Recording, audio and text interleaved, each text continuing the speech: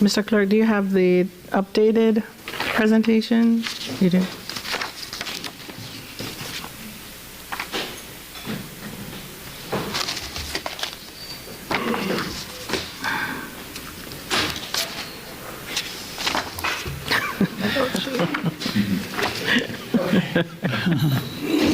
All right. I'm going to catch my breath for a minute. I apologize for my tardiness. We were down at the state capitol trying to testify in the Squatter Reform Act, but unfortunately we weren't able to do so. So, first, next slide, please. So when we first started the police department in the city of South Fulton, we noticed that one of our largest calls for service was the false alarm calls. At that time, I believe we had somewhere in the neighborhood of 11,000 false alarms. So it was important for us to be able to figure out ways to reduce, oh Lord, excuse me, to reduce the number of false alarm calls that we were getting. Yes, please. False alarm calls that we were getting. And so we reached out to some of our neighboring jurisdictions, and we found that some of them had really good success with a program we call Cry Wolf. And so we started researching it a little bit. We reached out to many of our partners throughout the region, and sure enough, they've had similar success with programs like that. So we went to implement that program. Initially, we thought that having a model where we would issue fines would help us to reduce that false alarm situation, but unfortunately, we saw an increase after the first year. You can go to the next slide.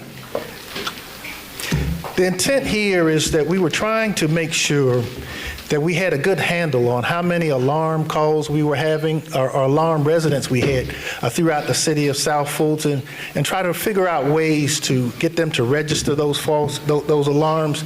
Also to look at making sure that those alarms and that the assets that they had in and around their home were well maintained to try to help cut down on the number of false alarm cases that we were receiving.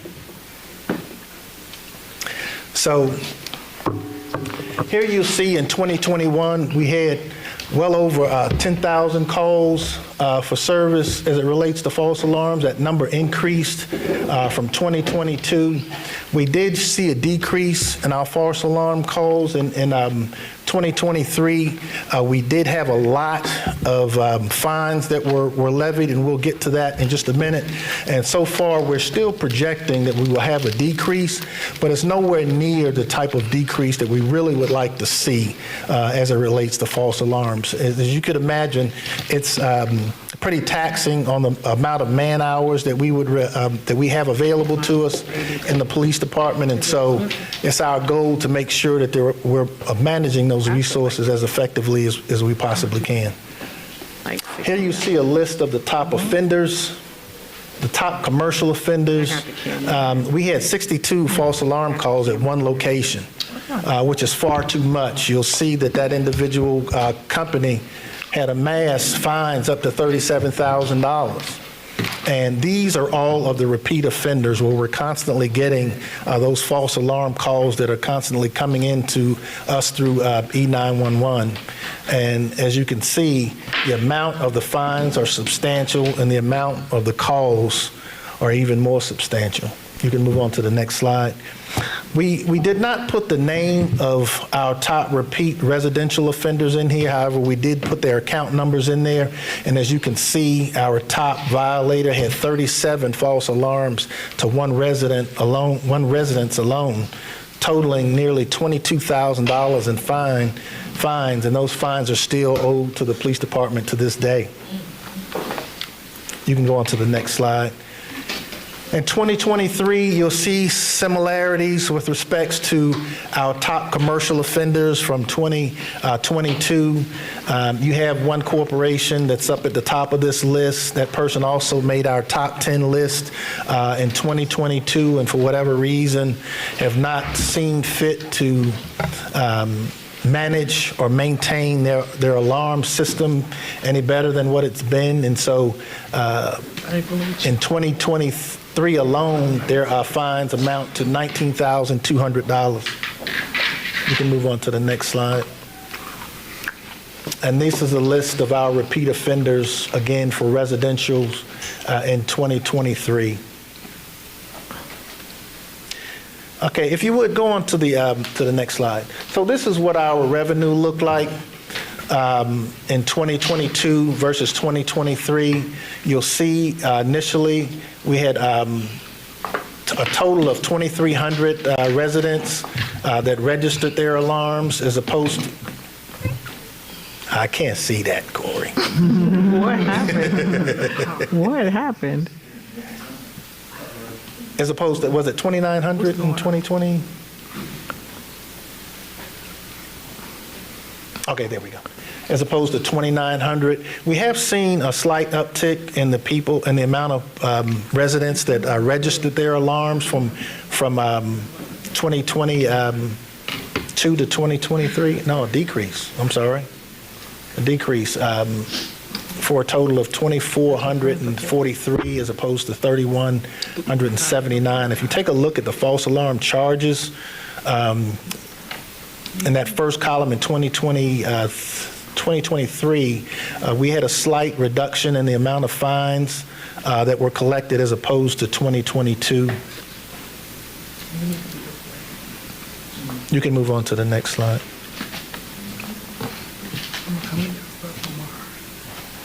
So here's a summary of the false alarms that we've had. In 2022, you'll see that we had 1 to 2, that you'll see false alarms, 1 to 2 violations.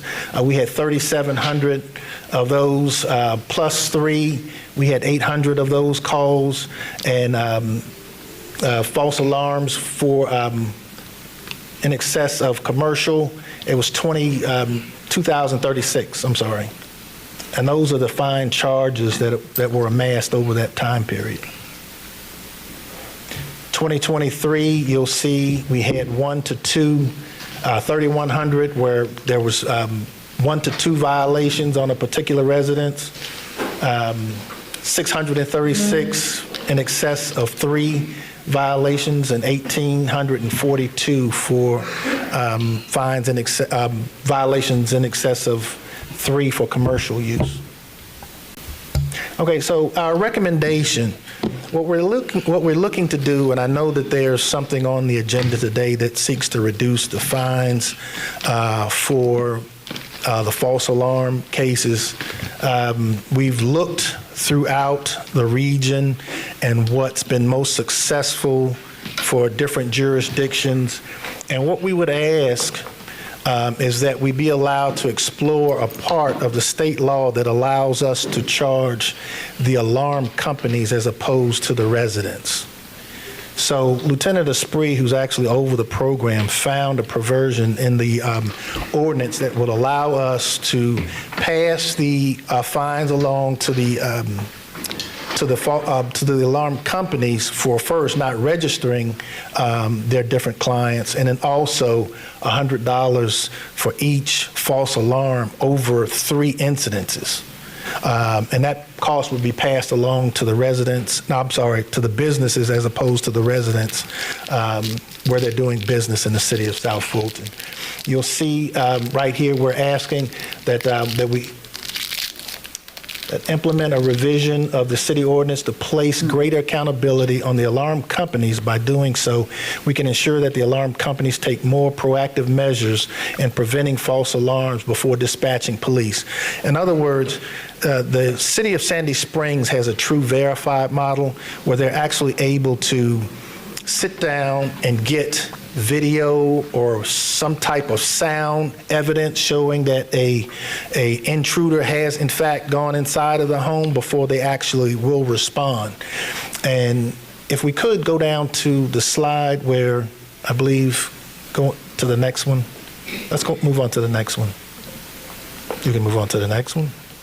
So here's the Sandy Springs model. They initially started out with 12,785 false alarm calls, and when they adopted that true verified model, it went down to 1,275. Now, that's a huge drop-off over a period of, I believe, six to 7 years, where you're talking about police officers not having to respond to false alarm calls. And just to give you some statistics, out of the 11,000 or so that we would respond to, only 200 of those resulted in burglaries. So we're talking about a fraction of the amount of calls that we respond to that actually wound up being actual burglaries within the city of South Fulton. And so we have to figure out a way that we can not only reduce, and I understand the need to reduce the fines, but we're talking about making sure that these alarm companies are accountable, because essentially what's happening is they're sending the police even though they know that an intruder has not entered that residence, just for the sake of sending us by the residence. And so those are essentially man hours that could be dedicated to more emergency activities throughout the city. And so we would ask the body to seriously consider this model, as it has proven to be fruitful, not just in the city of Sandy Springs, but many municipalities throughout the region. I would be more than happy to answer any questions. Oh, I'm sorry. Here's the fiscal impact. The fiscal impact. And so right now, if we were able to reduce the fines on the proposed, what's being proposed, it would have a fiscal impact. You see, we've had generated revenue in excess of $300,000. It would reduce it essentially down to $166,000, which is a pretty significant financial impact. And if you look at 2023 as opposed to 2022, even though we did have a reduction of false alarm calls, we did see an increase in collections and historical fines. And so that increase represents the difference between what you see from 2022 to 2023.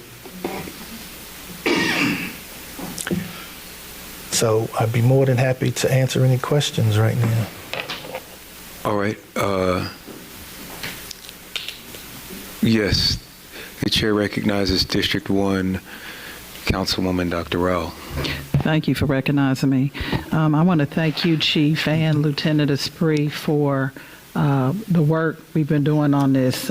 It was a resident, a couple of seniors who came to me concerned about the false alarm and trying to work through that. So I think the revisions that are proposed in the legislation, one, focuses on us trying to still reduce the amount of time that officers are responding to false alarms by shifting that from the residents to the alarm companies. But what, particularly after looking at your data, I'm concerned about some of those fines. Are y'all looking at something? You captured 300,000, but the amount of fines are significantly higher. Are y'all looking at some amnesty programs? What are you going to do with that backlog from the past? Well, certainly that would be a decision for the body. I don't know that we would be opposed to that as an option.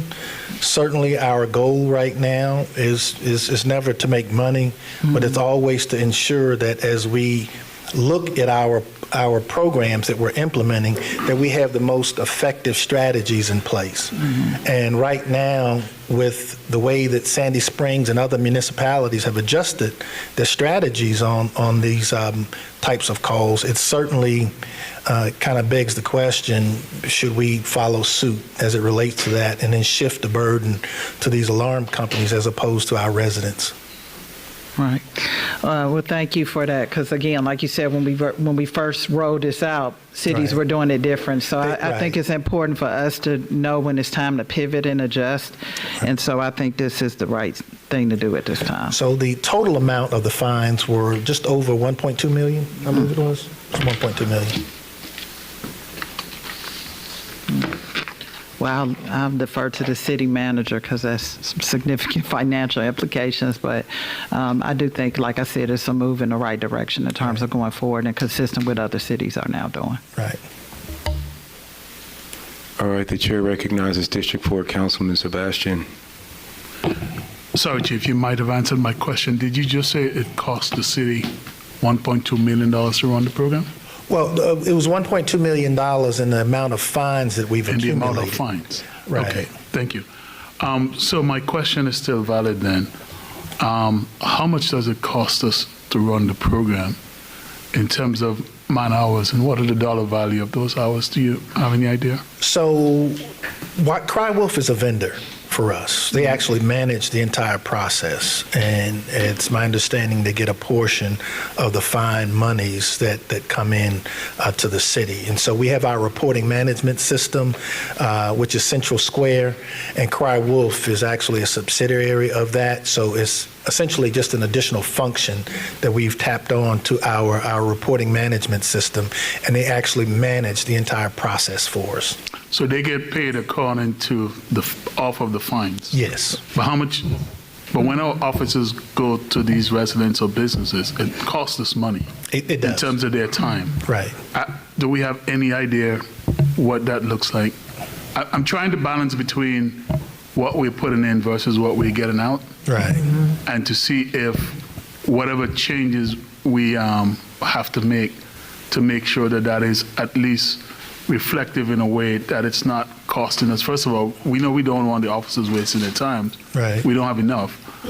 But even beyond that, what is it costing us to execute this program versus the fines that we do get? Right. And so if you think about the 11,000 plus false alarm calls, and in some cases you'll have maybe one or two people responding depending on, the circumstances. Right now we have not broken that down in terms of man hours, but it's certainly something we can go back and take a look at. Okay. Yeah. So basically it's 11,000 times 2 if 2 people respond to one of these calls. So we're basically looking at 22,000 anyway. I do know that our dispatch rate to these false alarm calls is roughly about 58%. But I did see that in the Yes. report. I was just trying to get to some of the dollar value numbers. At least that will help me. Right. Yeah.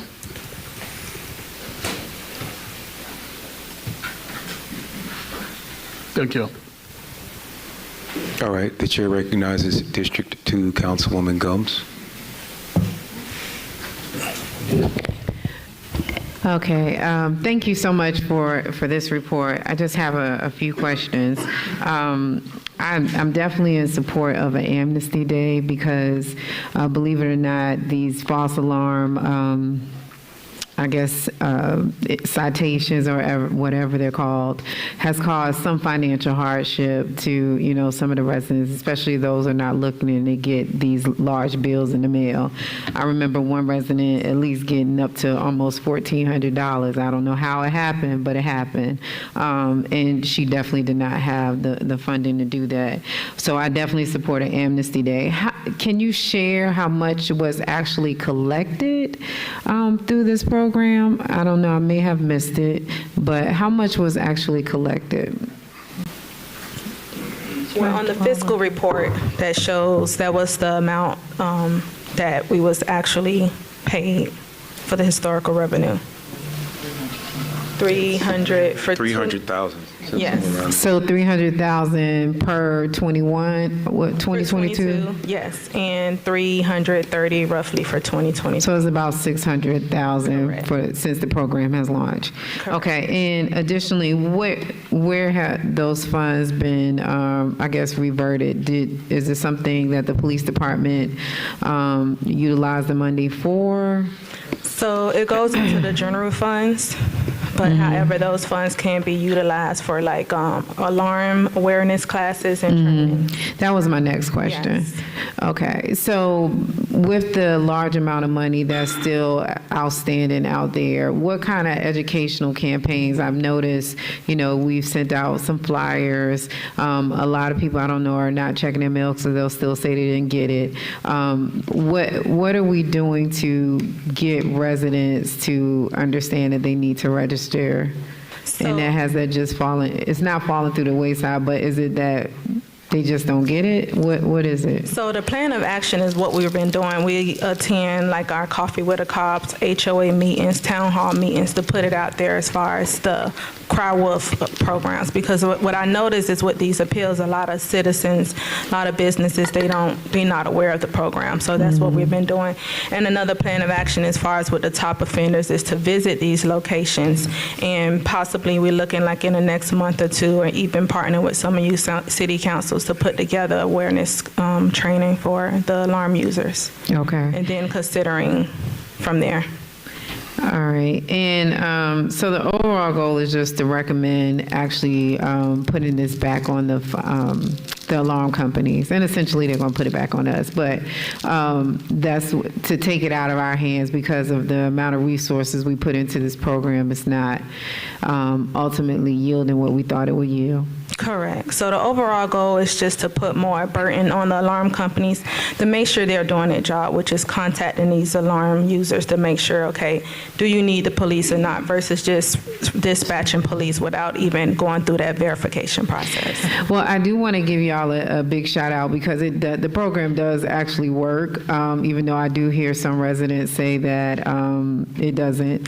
You all came, I was out of town, and 3 or 4 police officers showed up at my house. So if that's 22 per officer, that's 46. Well, how many? I don't even know how many thousands of dollars that is to have them come out for a false alarm. But it is working. But it's just unfortunate it was a false alarm. So they could have been using their time to do something else. So we'll see what we can do. But thank you for this report. I appreciate it. Thank you.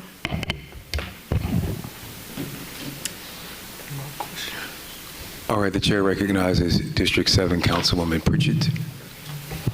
Thank you for recognizing me, Mr. Mayor. Thank you for your presentation, Chief, and the time that you put in this, also Lieutenant Esprit. I have a few questions. In the presentation, it shows that there were, in 2023, 7,823 alarm calls, and there were 606 hearings on those. So when the people receive, that's less than 10% of people that have an issue, read the paper, or is there a mechanism for people to request a hearing? Is it written on the notice that they're receiving? Yeah, so it's written on a notice that they could, for the appeal process. So that's when a citizen, they'll reach out and they'll want to do the appeal as far as not having any knowledge of the Cry Wolf program. Okay. I honestly would be very interested in seeing part of the appeal process include or giving someone the option to, if they've had a false alarm because they are not registered in the system. I know that we're switching over now to the alarm company, so it's almost a moot point. But I do think that one of the largest parts of this is going to be education. Correct. People are still telling me that they knew nothing about it, knew nothing about registering. So that's a big issue where I like to see this talked about in either town hall meetings or, separate initiatives so that people understand that this is happening and that this is very important. But one of the things that also is a little concerning to me is that the dispatch rate is 58.5%. It's a little bit over half. So I get calls from seniors primarily that have a problem with this. And I've had calls from a non-senior that said that she had a false alarm. It's usually people who, they just get the alarm installed. The first 2 or 3 are false. They're working out the kinks with their alarm company, but they're saying that the officers are never showing up. So for me, it's problematic to charge someone when our dispatch rate is so low. And what can we do? I don't know if it's to improve that. I do like that system that Sandy Springs uses so that you verify. I always thought that that's how that worked when I had alarms in the past. I don't have one now, don't come to my house. But, you've always had to verify. That's how I thought it was. I thought that's how it worked, because so I'm leave that with you there. But then also I saw in the presentation that it says that like the last circle is that you will suspend the police response. That's problematic for me, because then there's no reason for an alarm other than to make a lot of noise if the police won't respond. And, I understand the rock and the hard place that we're in, but So our goal, like I said, Councilwoman, is not to penalize anyone. It certainly is always to educate, and we want to make sure that we're getting that message out. Before we even instituted this program, we came here to a workshop session to discuss the need for residents to register their alarms. We've made it a point to go to community meetings, town hall meetings, to make sure that that was part of our presentation as well. And so we're kind of left with, at the end of the day, are we able to get that level of engagement from our citizens, or do we have to pivot, as Councilwoman Rouse said earlier, and try to put the onus on the alarm companies? And I believe we'll be better served in that regard. I want to thank Lieutenant Neighbors, who's here from visiting us with us from Sandy Springs.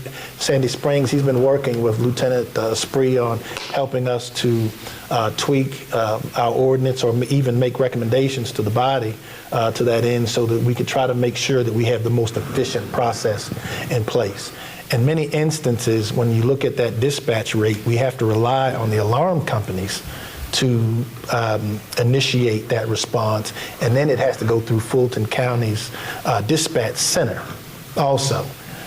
And so as we get older as a city, our expectation is that we'll be able to have more control over that process. It's just we kind of are where we are right now.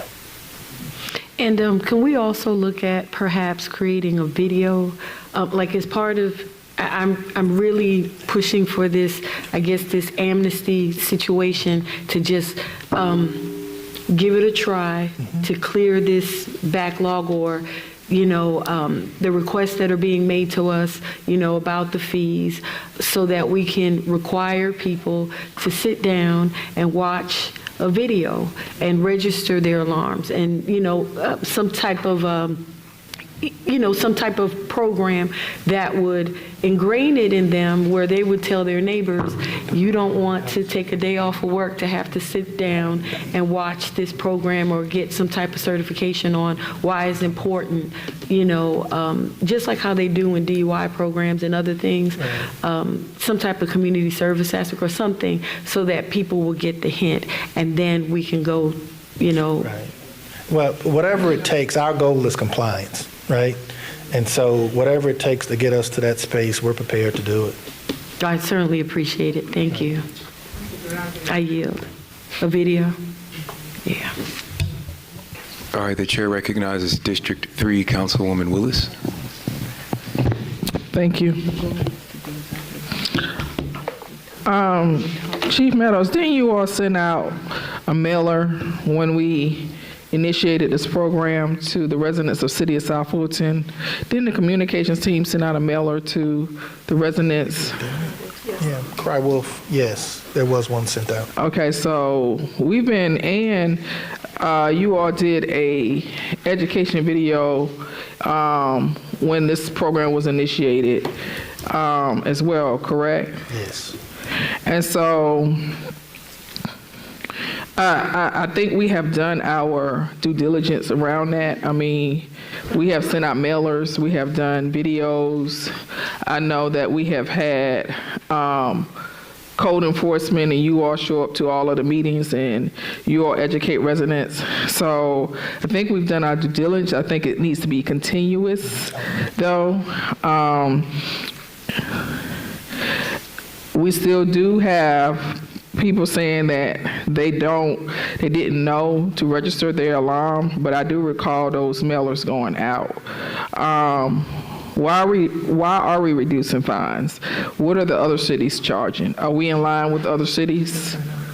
It's $100 usually. That's the standard for the program itself. Okay, so we're out of sync a little bit. No, we're, Because I looked at the ordinance and it said it was changing from, let me tell you what it said.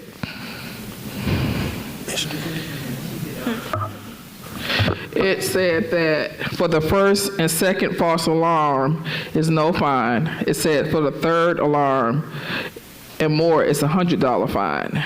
And then it's a strike through the fourth, fifth, sixth, and seventh. The fourth fine is $150, and it's a strike through to keep it at $100. And then the fifth alarm was $200, the sixth alarm was $250, the seventh was $500. Yes, that's what the proposed, that's the proposed fee schedule is to reduce the fine. Was other cities doing this? No. Okay, so the proposed, and so my question is, if we are going to change the ordinance to make the alarm companies pay, then do we want to really reduce the fines below $150 after the failure, after the fourth occurrence? Which is why we here today and proposing to adopt that state ordinance, that state law into our ordinance versus changing our fee. We could stay with our current fee schedule. Okay. And put it more on the alarm contractors. And of course, the alarm companies is just going to find a way to pass that fee on to the residents, which, I mean, really fines are supposed to deter behavior. So, I mean, it is what it is. Everybody got to take responsibility in doing what they're supposed to do. And so those were my other questions. Those were all my questions, is that I would ask that we continue to educate. We have new people, do another video. I don't know. I mean, I don't mind putting information out in my mailer the next time I do a mailer. But if we have a citywide mailer going out anytime soon, Ms. Subadan, can we put this in the reminder? For example, when I get my water bill, sometimes I have other information in it. So the next citywide mailer that may go out is the sanitation bill. Can we put something in the sanitation bill reminding people to register their alarms? We could do that. We could do that.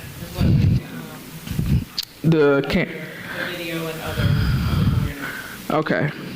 And just to piggyback on that, Councilwoman Willis, we also have it on the city website. We also have it on PD website, and we're still going out to HOA meetings, town hall meetings, and just community engagements and putting it out there. So Yeah, I just didn't want that to be, I just wanted it to be known for the record. I know you all did a mailer. I know you all did a video. I know that you all have been pushing this information out by way of town halls and HOAs. I just think it needs to be continuous. And the next time we have a citywide mailer, we include this information in the citywide mailer to make a continuous education. And if we are going to build the alarm companies, I'm for not really reducing the fines. Okay, thank you. thank you. The chair recognizes District 4, Councilman Sebastian.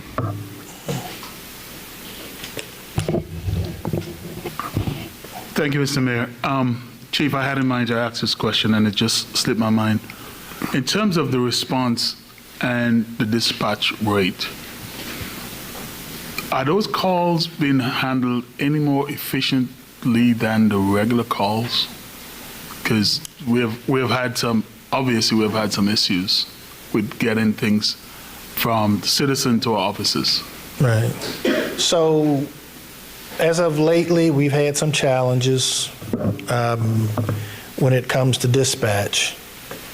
Certainly, it's been an issue as everybody's been going through a manual process, which is causing the police department backlogs in terms of the amount of calls that's being held. Obviously, when you go through a manual process, it takes more time for a dispatcher to write everything down, to get it to a dispatcher, and then by the time it makes it to our officers on the street, there's a time delay. And so because of that delay, it usually results in a backlog of calls.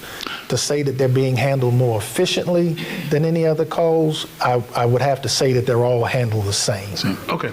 Yeah, and that's what you're talking about in terms of the manual thing. It's just the current issues that we know. Right, the current issues make it problematic. Yeah. The process is not as efficient as it has been in the past, but however, in the past, all of the calls have been handled the same. Okay, so there's no evidence to say they've been handled any differently at all? Okay, thank you. All right. Chair recognizes District 1, Councilwoman Rowell. I've been asking about this live E911. Given what you said, is there any possibility we can move closer to that so that we can avoid some of this? Because I think they're all interrelated, right? So if we can get the false alarm and you're not dispatching unnecessarily, you can respond to other calls more efficiently. It's a cycle. So absolutely. Where are we in that process? So the program that Councilwoman Rao is talking about, the body approved us to move to a live 911 platform, which allows our police officers to hear the calls as they're coming into the call center, right?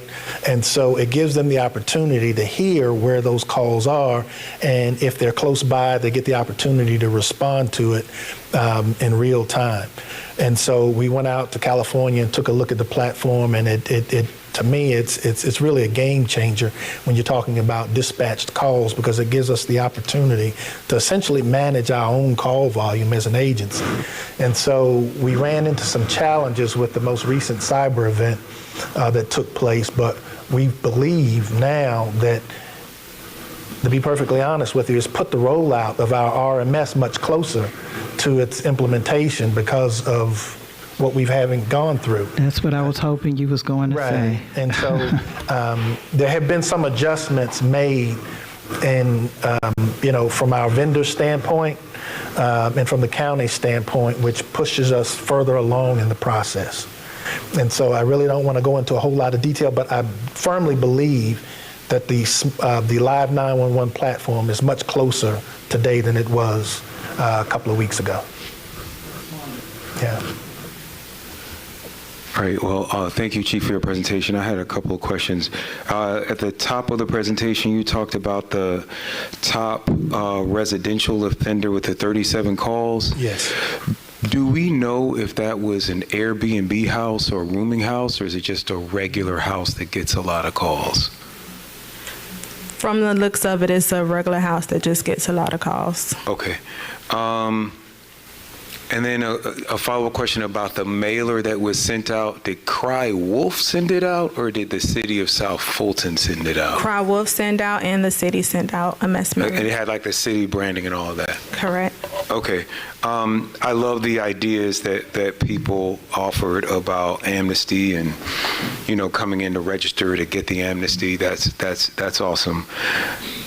I do want to make another plug for a quarterly newsletter. I just really feel like that's the kind of thing that if we put in the newsletter every quarter, it's just another way to educate people. I just really wish we could do that. But that's it. Thank you all so much. Seeing no further questions, go ahead and call the next item. That completes the presentations for today's meeting. The next item is executive session for real estate. All right, we are going to take an executive session. We had a short work session today, and unfortunately, we cannot start our zoning hearing until 6 p.m. as advertised, but we do have some items to discuss. We will be back here promptly at 6, though. So with that, I will entertain a motion to go into executive session. I move to go into executive session for the purpose of real estate. I would like to do a substitute motion. Yeah, expend more than that. All right, I see my city manager in the queue. I'm going to... I'm going to do it. That's why I asked to do a substitute motion. I'm going to do it. Yeah, we need more than real estate. Okay. If we can do it for everything, including cybersecurity. All right. I will entertain a substitute motion. I would like to go into executive session for real estate, personnel, litigation, and cybersecurity. Second. All right, it's been properly moved and seconded. To see a show of hands. That motion was approved unanimously. All right, thank you all. We will be back here at 6 o'clock. We are recessed at 4:46 p.m.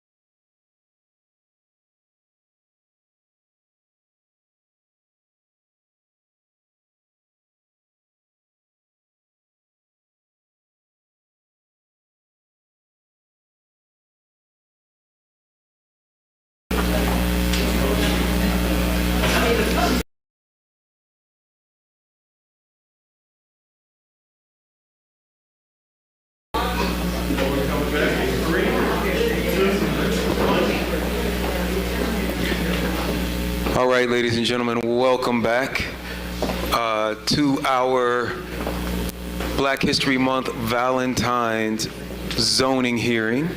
And we'll be getting started in just a few minutes for those of you all who are joining us. I am going to take a motion as soon as I have a quorum to close executive session. But first,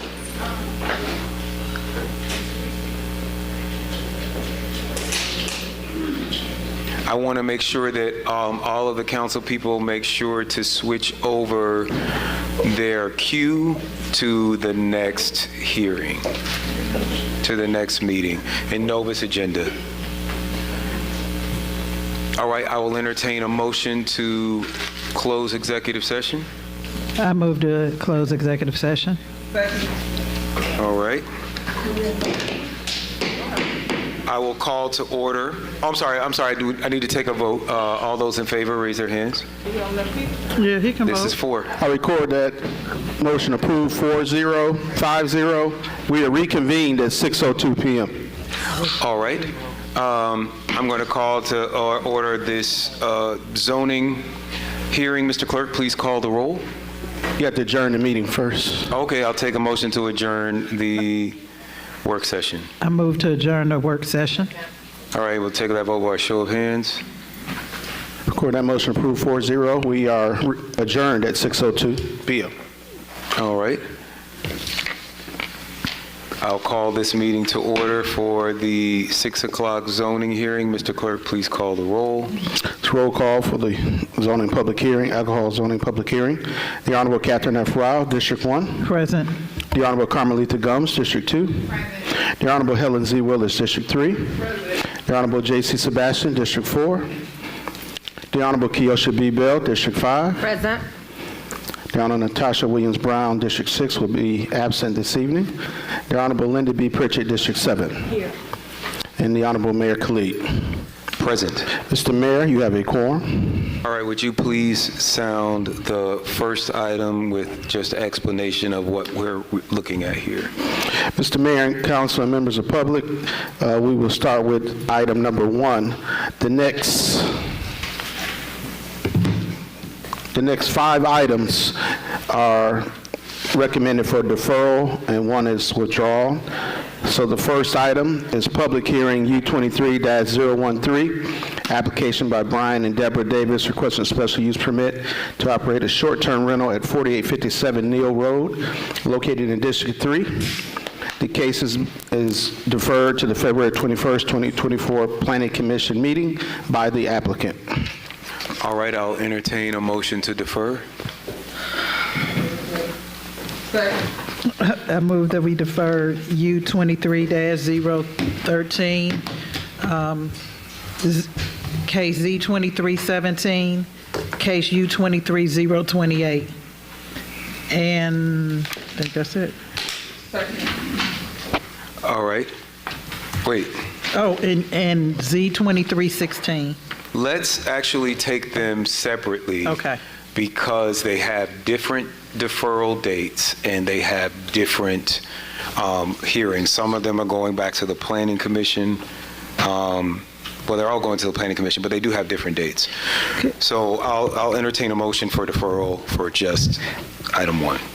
I recommend that, I move to defer the cases noted on the agenda by the staff.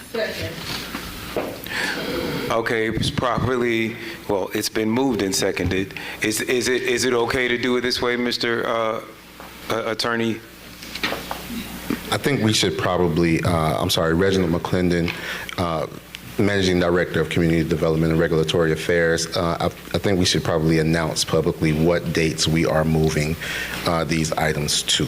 So we can do it in bulk, but if you would just announce the case number and the deferral date for each one. Thank you. Okay. I move to defer case U23-013 to the February 21st, 2024 Planning Commission by the applicant. Case Z23-003, case deferred to March 20th, 2024 to the Planning Commission meeting by applicant. Case Z2317, case deferred to February 21st, 2024 to the Planning Commission meeting by the Planning Commission.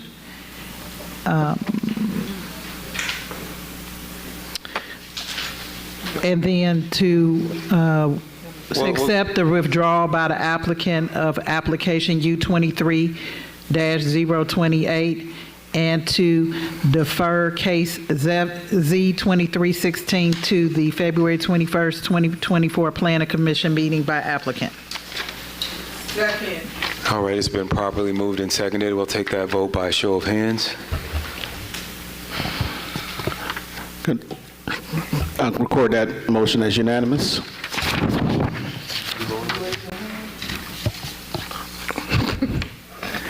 Seven zero. All right, Mr. Clerk, please sound the next item. Oh, he raised it at the end. Oh, I'm sorry. Thank you for that correction. 6-0 on all 5 cases. That brings us to item 6, special use permit, short-term rental. It's a public hearing, U23-015, application by Latrice Allen requesting a special use permit to operate a short-term rental at 7545 Rivertown Road, located in District 4. It's an AG1 Agricultural District, Cedar Grove Overlay District.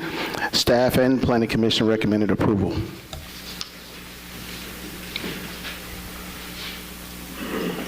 Thank you, Mr. Clerk. Is Ms. Allen, our representative, present with us? Is there a representative for case U23-015-7545, Rivertown Road? Mr. Mayor, I do not believe we have an applicant here for this matter. I would ask, I believe this is the first time that this case has appeared before you for a public hearing. I would ask that you defer it to the March 19th public hearing meeting. That's the first Tuesday? That's the third Tuesday, but that's the first time you will meet in the month of March. Got it. All right, I'll entertain a motion. Motion to defer to the March 19th meeting. Second. All right, it's been properly moved and seconded. I'll take that vote by a show of hands. I record that approved 6-0 to defer. All right, please sound the next item. Next item is item 7, public hearing U23-019, application by Samuel Atta Darkwa requesting a special use permit to operate a short-term rental at 4020 Stonewall Tail Road, located in District 3. This is located in the AG1 Agricultural District, Cliftondale Overlay District. Staff and Planning Commission recommended approval. Is the applicant present on this case, Mr. Atta Darkwa? It doesn't appear we have the applicant present for this case either. I will just announce to the council that we have reached out to all of these individuals, specifically reminding them of this date and that they had to appear. I would ask that council defer this case to the March 19th meeting. I move that we defer, I'll entertain a motion. all right, sorry. I move that we defer U23-019 to the March 19th council meeting. Second. All right, it's been properly moved and seconded. Mr. Clerk, I'll take that vote by show of hands. I show that motion to defer approved 6-0, deferred to the March 19th meeting. All right, Mr. Clerk, please sound the next item. Next item is item 8, public hearing U23-016, application by Ernesto Williams requesting a special use permit to operate a short-term rental at 3480 Old Fairburn Road. It's located in District 5 in the AG1 Agricultural District. Staff and Planning Commission recommended approval. The applicant for this case is Mr. Ernesto Williams. Is Mr. Williams present? All right, thank you. All right, this is case, before I forget, the case that we just previously deferred, the applicant has appeared. So I believe we can go back to once we get done with this one, we can go back to the prior case. All right, so this is case U-23-016, 3480 Old Fairburn Road. This is a request for a special use permit to operate a short-term rental at the existing single-family residential dwelling located at 3480 Old Fairburn Road in the AG1 zoning district. This is in Council District 5. Staff recommendation is approval conditional. Planning recommendation is approval, with the conditions being that the special use permit is not transferable and that the permittee is required to maintain a valid South Fulton business license in order to operate a short-term rental. I will remind council that the staff report does include the police calls to the residents in addition to maps. I will also say that in the near future, we might not be able to provide these police calls because we get them from, in conjunction with Fulton County. We have not been able to access them since the Fulton County cyber event occurred. The staff report also includes the public participation report as well. Thank you. All right, I'm going to go ahead and open the public hearing. The applicant is present. Are there any other speakers for or opposed to this? All right, well, applicant, if you would go ahead and approach the mic, you will have 10 minutes. You may want to reserve, we are going to ask if there's anybody present that is in opposition, and you may want to reserve some portion of that 10 minutes, the balance of your time, for a rebuttal if there is anyone in opposition. And you don't have to use the whole 10 minutes.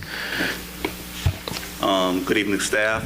Yeah, in reference to the... And I'm sorry, state your name first and your address and all that. My name is Ernesto Williams, and I'm the owner of the short rental property at 3480 Old Fairburn Road Southwest.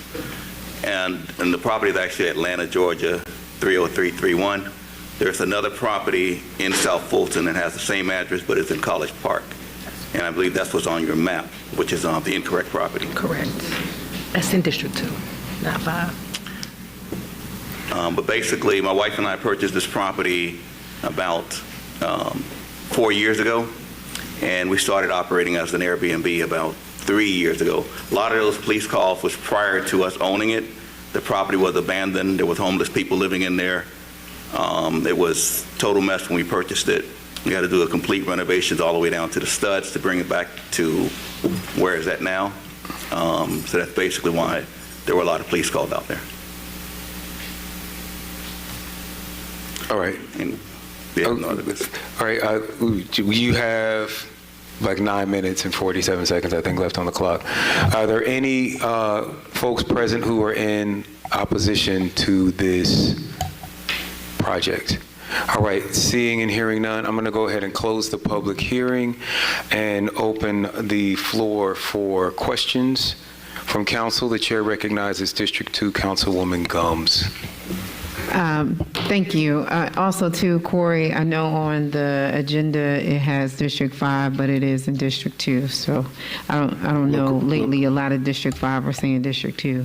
I did look at the police reports. When did you take ownership of the home? I believe it was 3 years ago, so roughly, I think, April of 2020, somewhere around there. In April of 2020. Mm-hmm. And some of these incidents were from 2022 and 2021, like abandoned cars and things of that nature. Yeah. It took us a year to renovate the house. Okay, so you were doing some renovations to the house. Yeah. Okay, and I do know that the house was vacant for quite some time. Yeah. When did you start operating Airbnb, or is this your first? This is the first one we've had. Very first? Yeah. Okay, so you don't have any other Airbnbs in the area? No. Okay. All right, thank you. That's all my questions. All right, the chair recognizes Dr. Rao.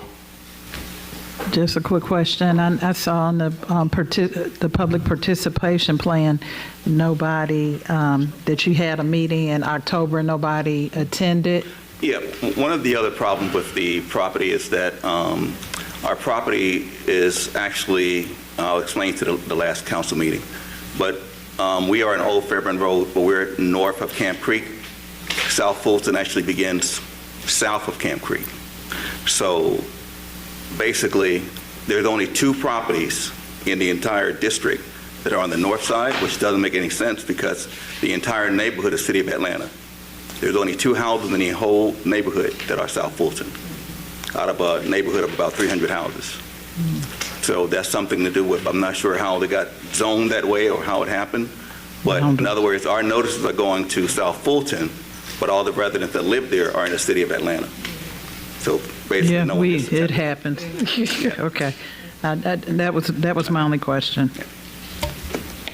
All right, thank you. Please be advised, we're just hearing the cases today. You will have to join us one more time on February 27th to get the final disposition.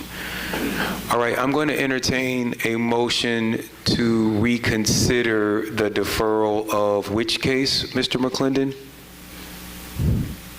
Is that U23-019?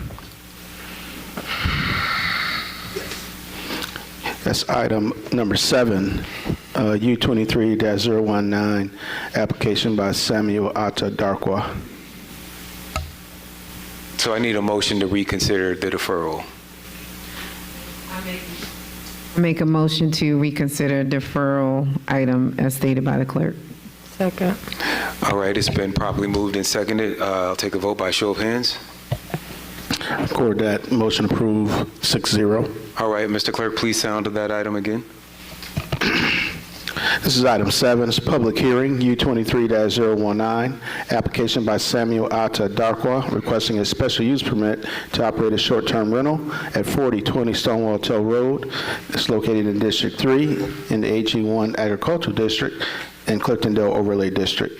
Staff and Planning Commission recommended approval. Thank you, Mr. Clerk. Once again, this is case U23-019, 4020 Stonewall Tail Road, 30349. This is an application seeking a special use permit to operate a short-term rental at an existing single-family residential dwelling. This is in the AG1 zoning district and Council District 3. The staff recommendation is approval conditional.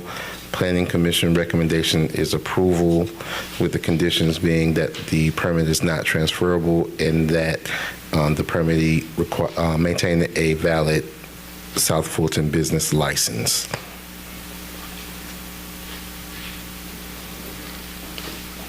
All right, I'm going to go ahead and open the public hearing for this. The applicant can step forward. Mr. Clerk, were there any speakers for or against this item? No, sir, did not receive any speakers cards. All right, sir, you can come forward and make your case. I will ask if there are people present in opposition, so you may want to reserve some balance of your time for rebuttal if anyone wants to come up and speak. You don't have to use the whole 10 minutes. And if you will start by stating your name and address. Good evening, Honorable Mayor and Council members. My name is Samuel Adokwa, and I live in District 2 of City of South Fulton. The address is 2776 Summit Parkway Southwest. And the property I'm going to discuss with you is in District 3, I think. It's located at 4020 Stonewall Tail, also in the City of South Fulton. So I'm seeking your approval to permit us to use this property to operate a short-term rental. Okay. This property, brief history about it, it's a small 3-bedroom property, single-family home. It's located on a 2-acre, approximately I should say, 2-acre lot in the City of South Fulton. And we've owned it since about, I would say, February 2021. And we started operating it, for the short-term rental. And we didn't know we didn't need a license. So we were notified shortly afterwards. About a year ago, we received notification from the City of South Fulton to proceed to get a license to operate it. So shortly afterwards, we started the process, and we've been along with the process until now. It's in a spot where, there is no HOA in this location, and ever since we've operated it, we've not had any problems, in terms of getting cited for violations of any sorts. So we've been in the clear for that for all this time, up to this time. And along the way, we've tried to do anything and everything to, get this license, as I'm saying. So I'll tell you a little bit about the type of clientele we pursue. We look for, we don't, I should say, who do we not, we know for, customers who will come and rent our properties and use it for parties. There is a little stigma about short-term rentals. Anybody hears about short-term rentals, they're going to rent it to a bunch of kids making noise in the neighborhood and disrupting. That's not what we do. Our clientele is more like professionals who come to our city, who look into, be in a place for, durations about 30 days or longer. Okay, that's the type of clients we pursue. And those are the ones we get in our location. So we've been doing that all this time. Nobody has any problem with us. None of our neighbors has a problem with us. So I would just want to get that out of the way, okay? And we've done everything the city, since we started, pursuing this license, we've done everything the city has asked us to do. We've not veered away from that, okay? So we've been in the clear, doing everything we're told to do. We've done it so far. And we are going to tell you, we're making promises that if you approve our license, we're going to continue along the same path. We're not going to, go away from that and do anything that is going to be to the detriment of maybe our neighbors or maybe what the city wants us to do. So at this point, I would say, I would like to humbly bring it to you, in front of you and say, please approve this for us so we can do business with you the way you want business done in this city. So with that, I will end, and maybe if anybody has any question for me. All right, 1 second. You've got 5 minutes and 35 seconds on the clock. Are there anyone present in opposition to this project? All right, seeing and hearing none, I'm going to go ahead and close the public hearing and open it up for council questions. The chair recognizes District 3, Councilwoman Willis. Thank you. So you are currently operating as an Airbnb at this time? That's correct. And you're registered with the Airbnb site? Yes.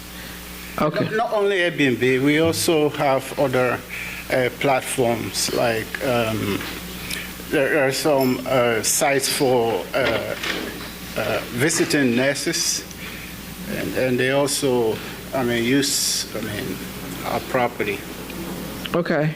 Thank you so much. All right. Seeing and hearing no other questions, thank you. We will, Mr. Clerk, please sound the next item. You may not have heard because you walked in a little bit late, but we will actually be voting on the case on February 27th. We are just hearing cases today. Thank you. So that brings us to item 9, alcohol licenses. This is a public hearing. The applicant is located at 3805 Flat Shoals Road, doing business as Circle K, has applied for an alcohol license for the retail sale of beer and wine at 3805 Flat Shoals Road, Union City, Georgia, 30291. This request is for a new license at this location, and it's located in District 5. Good evening. I would like to see if the applicant for 3805 Flat Shoals Road for Circle K is present.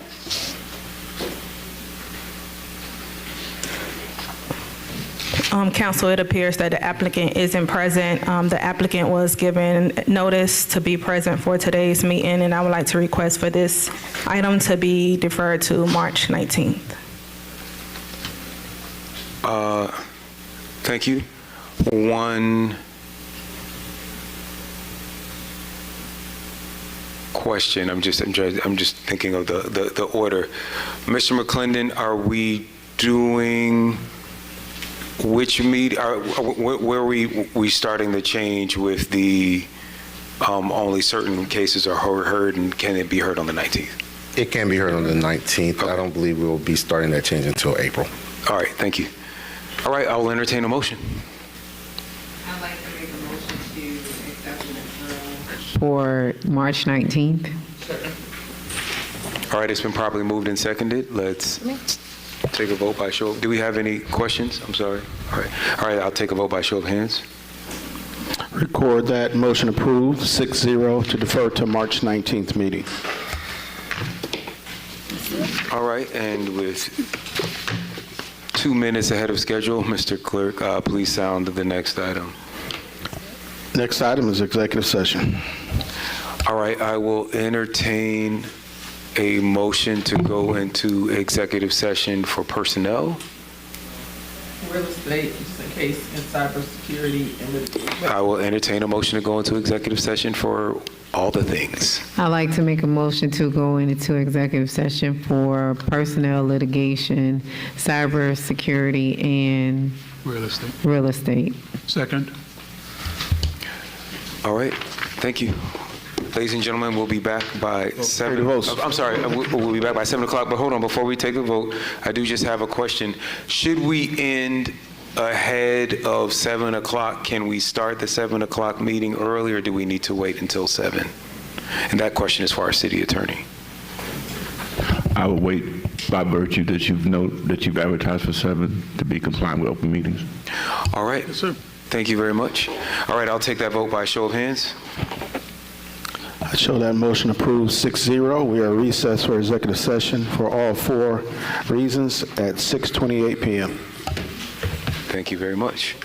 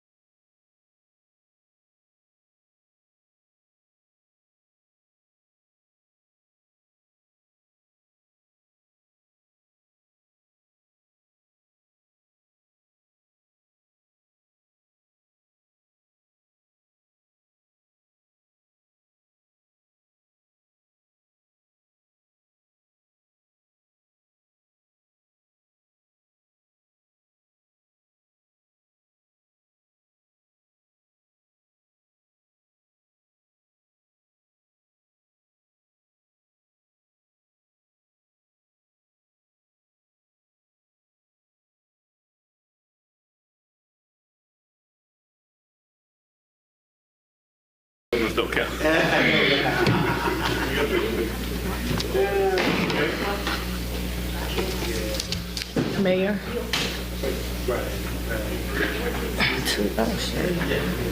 Welcome back to the city of South Fulton. All right, ladies and gentlemen, welcome to our last and final meeting of the night, our Black History Month Valentine's Day edition of our City Council meeting.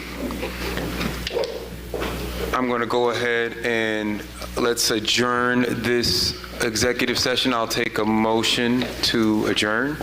I move. Second. All right, it's been properly moved and seconded. I will take that vote by show of hands. The motion was approved 6-0 to adjourn the executive session and reconvene at 7:04 p.m. All right, I'll take a motion to adjourn the zoning hearing.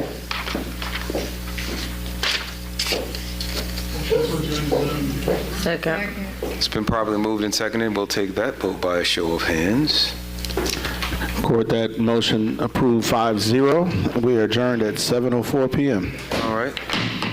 I call to order the regular council meeting for February the 13th. Is there a pastor in the house? Yeah. The chaplain. We have a chaplain in the house, Yes, Chaplain yes. McKee. All right. We'll start with the invocation. Thank you. Good afternoon, Mayor and Council and citizens of South Fulton, the great city. So we'll just go before the Lord in prayer and thank Him for this Valentine's month and our Black History Month that we should be celebrating all year round. That's right. So let us go before the Lord. Lord, we just want to come telling you thank you tonight for all the things that you've given to each and every one of us, how we're different in size, colors, how we look, but God, we're all the same, and you made us. And we just thank you for all the spiritual things that you've given to each and every one of us. And as we go into our meeting, give our council the understanding, the wisdom, and the integrity to do what's right. And even our citizens, let them understand of how regulations are.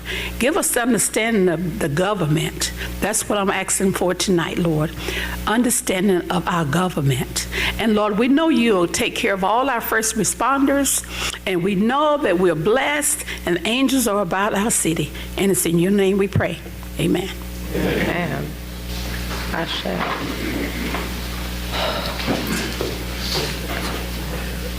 Pledge allegiance to the flag of the United States of America, to the republic for which it stands, one nation, under God, indivisible, with liberty and justice for all. All right, Mr. Clerk, please call the roll.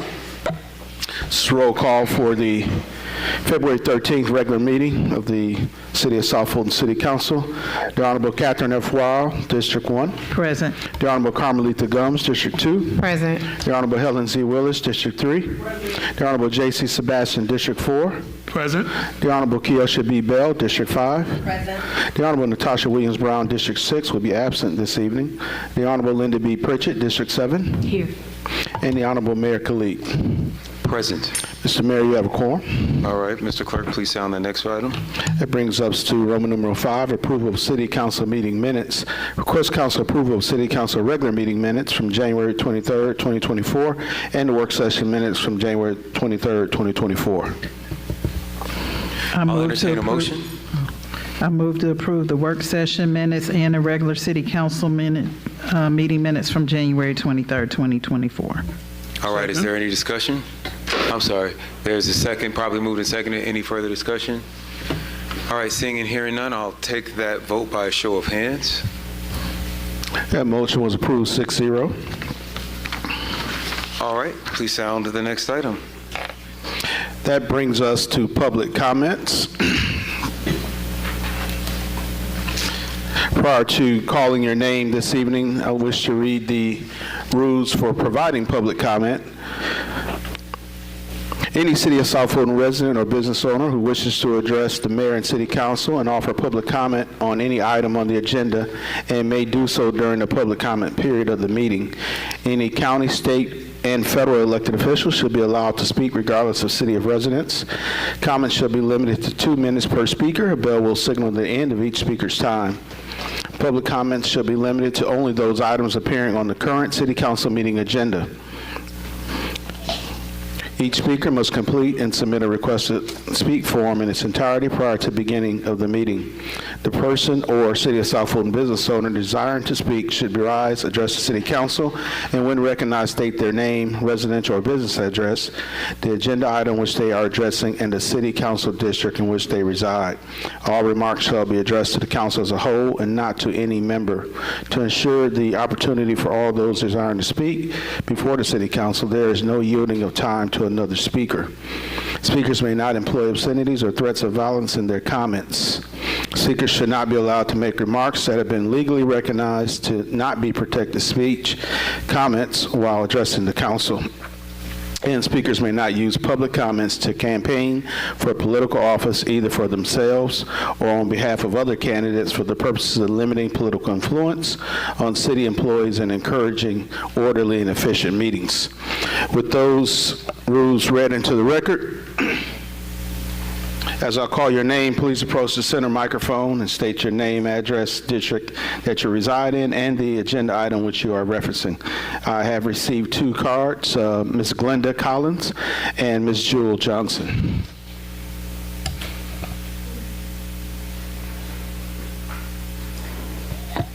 Ms. Johnson? Good afternoon, Mayor and Council. I'm Jewel Johnson, and I reside in District 1. And I want to talk about the procurement and contracts, starting with 6, 7, and 8.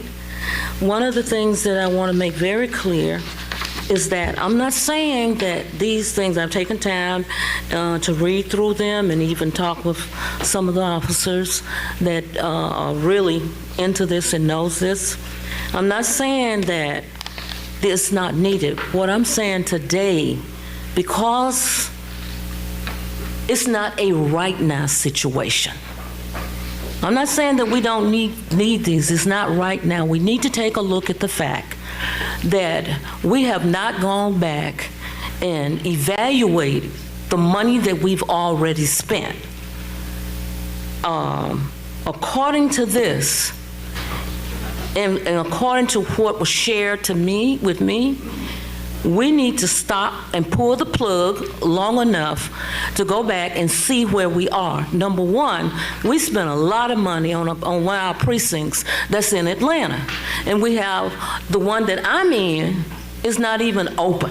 I go by there many of times, and I do know we are recruiting officers, and I strongly, strongly support public safety because public safety is what gives us a high quality of life.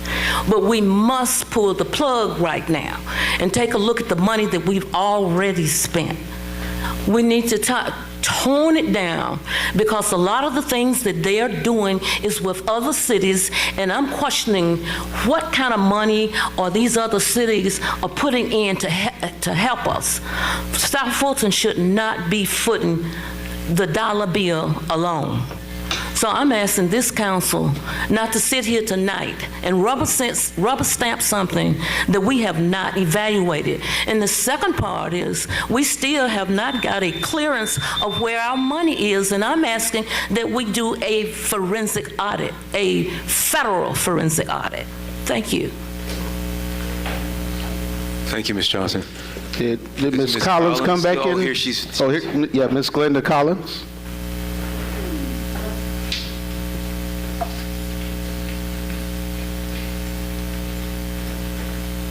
I had to get a prescription for my child.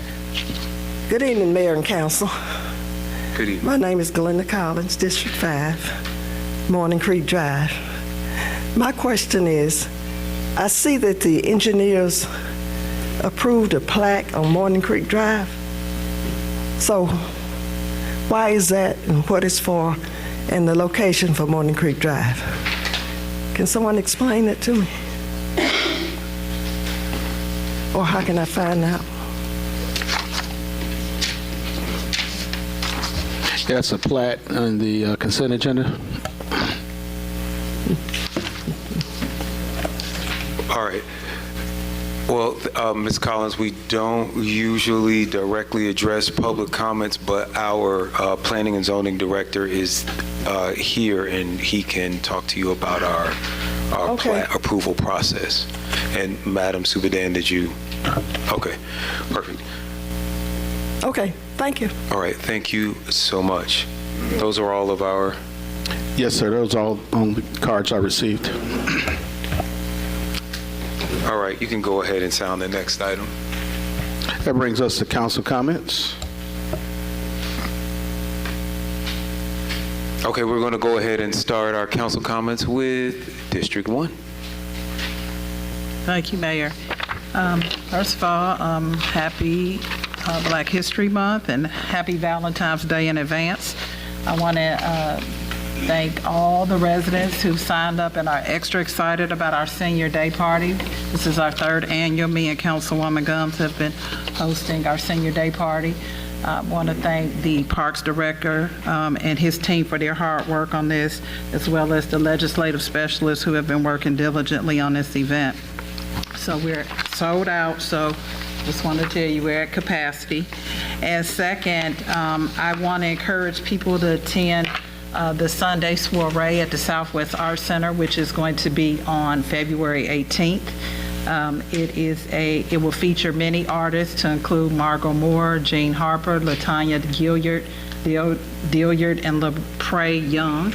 We want to encourage you to come out for just an evening of entertainment. It starts at 2 p.m. on Sunday, February 18th. So those are my updates.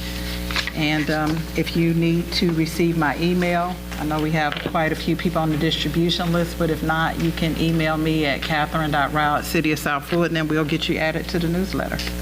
Thank you. All right, District 2, Councilwoman Gumbs.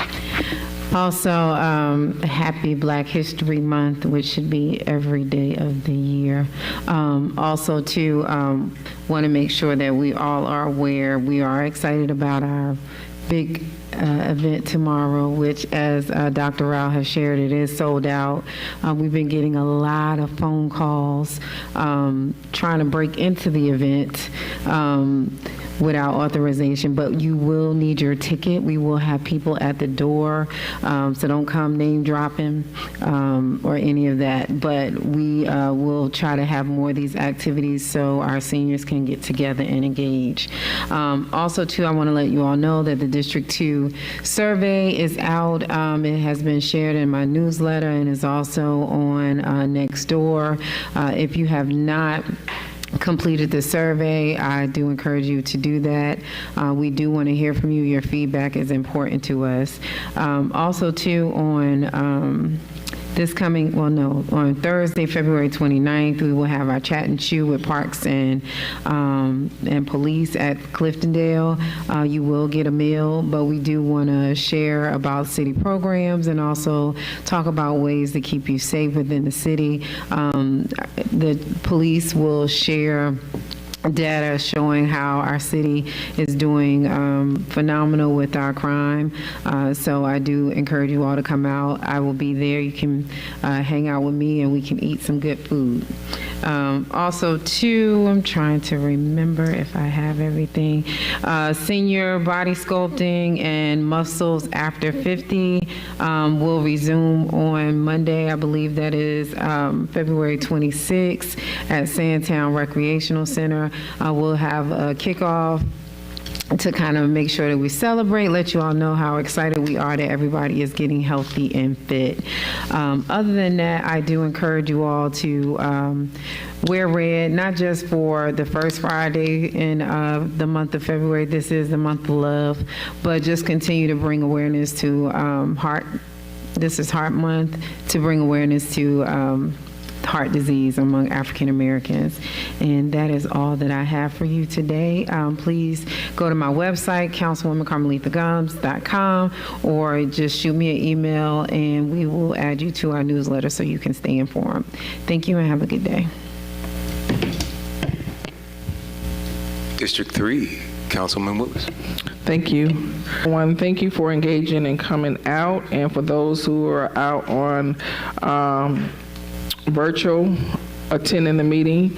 I just want to remind you that on February 24th, here at Welcome All Park, from 10 until 2, we will be partnering with Walgreens to offer vaccinations, COVID-19, pneumonia, shingles, flu, and RSV vaccinations. If you are a City of South Fulton resident and you take one of these vaccinations, you will be eligible to receive a $100 gift card, but you must be a City of South Fulton resident to be eligible for the gift card.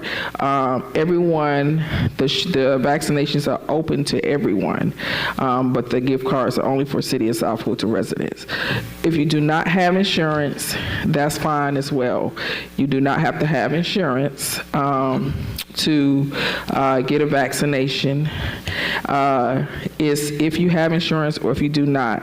Here at Welcome All Park on the 24th from 10 until 2. And we ask that you go ahead and pre-register so that when you come in, you won't have to worry about filling out any documents when you get here. We also will be partnering with Councilmember Keosha Bell on March 9th to offer vaccinations over at Burdette Park. So I want to thank her for her partnership. We will also have here at Welcome All Park, just make sure that you are subscribing to my newsletter because it is a lot of information in it. On the 29th, there will be a proposed development meeting from Century here at Welcome All Park at 6 o'clock for the Gillette Road. So everybody who lives within a mile radius of this development have been mailed a postcard. The Century's Housing Development will be here to present their proposal before they file the application with the Planning Division. So if you have any feedback on the rezoning or their proposal, make sure you're here so you can provide them with feedback. If you're not getting my newsletter, please subscribe to it at District 3 428. I have included all of the programs that are offered here at Welcome All Park, but we will have Chat and Chew here at Welcome All Park in March. We also will have Coffee with the Cop here in March here at Welcome All Park. So make sure that you are subscribing to my newsletter so that you will be abreast when those things happen. And we also have Nutrition Day. We have a plethora of programs here at Welcome All Park. We also offer yoga here. We have a book club here. We have Pinochle here for seniors. So please just make sure that you subscribe to my nnewsletter so that you can get that information. Or if you don't want to send me a text, you can email me at helen.willis@cityofsouthfultonga.gov.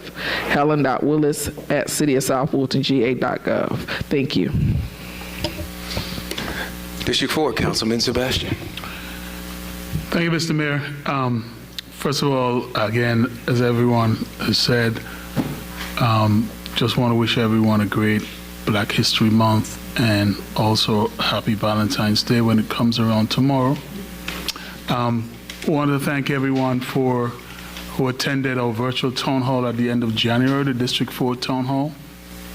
And I want to thank the staff, Fire, Police, Parks, and Public Works for their awesome presentation. And we do have some lot of questions and some ideas that I'm looking forward to following up with staff with. And I'll just say to the citizens, look out for our first town hall, and that's going to take place in May. That's going to be in person. So keep looking at my newsletter or reach out to my office. If you don't currently subscribe to my newsletter, you can get that by emailing us, jc.sebastian@cityofsouthfultonga.gov, and we'll add you to the distribution list. Also, just want to remind citizens that we opened the rental and mortgage assistance, and you can reach out to the city or you can visit the city's website if you're behind on your rent and mortgage and you need some assistance. We now have some money available to you that you're going to have to apply and qualify for. But the money's there, so I'd ask that citizens take advantage of this opportunity and apply accordingly. Again, thanks everybody. Thank you. All right, District 5, Councilwoman Bell. Good evening, everyone, and again, happy Black History, Black Excellence Month, and happy early Valentine's Day to each and every one of you. Just a reminder for the residents in District 5, we will have our Let's Talk meet and greet with Councilwoman, myself, Keosha B. Bell, on February the 20th at Burdette Park from 5 p.m. to 8 p.m. alongside our South Fulton Police Department, Code Enforcement, Public Works, and again, our Parks and Recreation Department as well. So if you have any questions as it relates to our community, please come out, meet me up close and personal. We will be providing food, but this is a time for you all to hear my platforms, hear our mission as it relates to District 5 and our community. So please, if you have any information or if you need additional information about that event, please feel free to email me, keosha.bell@cityoFsouthFultonGA.gov. I can also be reached on sale at 470-525-1974. Just wanted to let the residents know that I am here and I'm active and I am available if you need me. In addition to that, we are celebrating excellence in District 5, and so I want to welcome Hungry AF. We will be joining and hosting their grand opening on the 23rd of February, so please join us at 5495 Old National Highway, starting at 5:00 p.m. There will be free food while supplies and food last. So please come out, support our community, support the expansions and new additions that we're adding right to District 5 and entirely for our city. And again, I am here and available for each and every one of you. Thank you.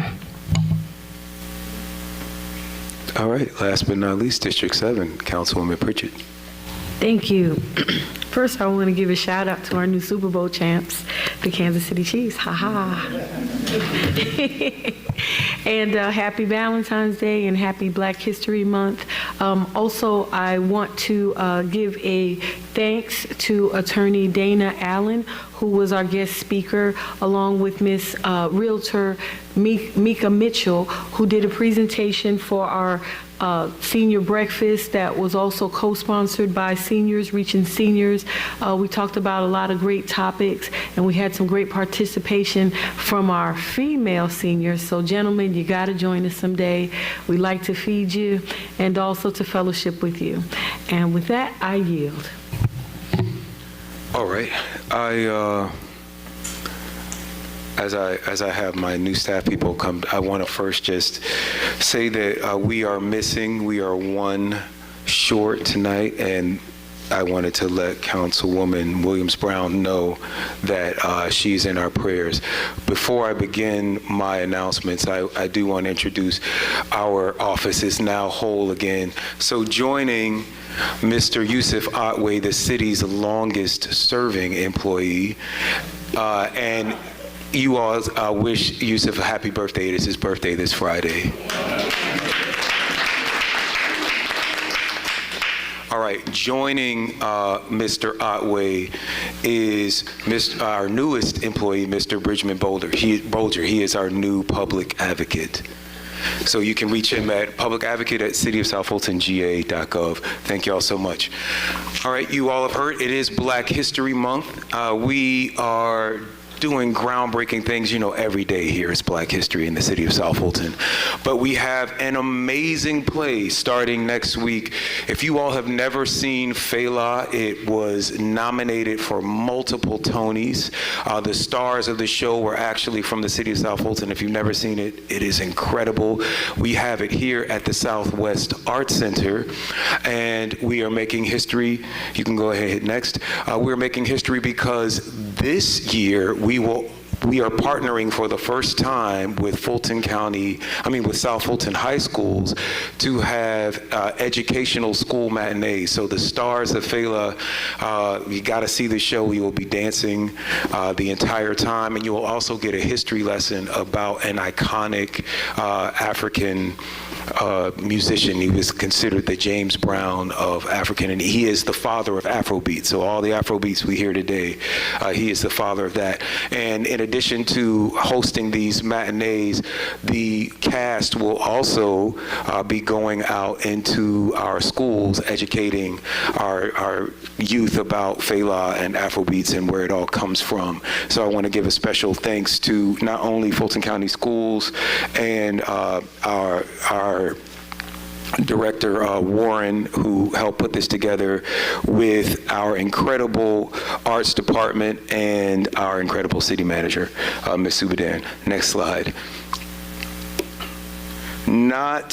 Unfortunately, this man will not be on the boards. For those of you all who do not know, this is Andre Allen. He is the head of Blacklight Productions. He ran nearly every production at Wolf Creek, including the opening. He was there the day that it opened. He ran many of the productions at the Southwest Art Center, but he had a stroke and he has given up his business. So, Mr. Allen, we thank you for all you have done for the city of South Fulton and our arts here. You are in our prayers, and we are praying, we are celebrating now your recovery. Next slide.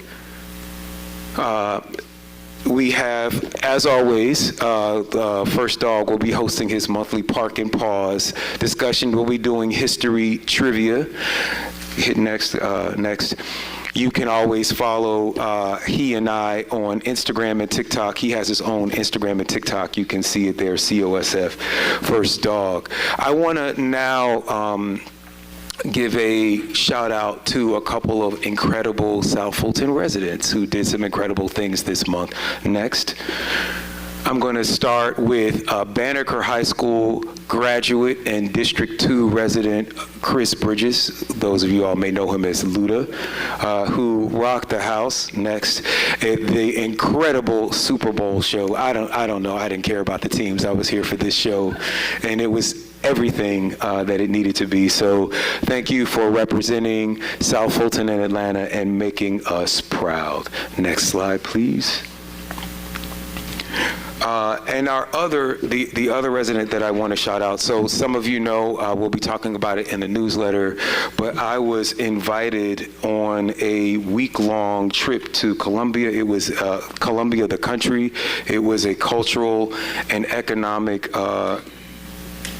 tour that was put together by the A.D. King Foundation. Shout out to Dr. Babs Onabanjo and the U.S. Department of State, who helped put the trip together. There's going to be a lot of exciting things coming out of that trip. There's cultural exchanges and opportunities for our young people, hopefully some economic development as well. If you look at the center of that picture at the bottom, you will see our District 1 resident, Ms. Phyllis Turner. Would you please stand, Ms. Turner? She's here tonight.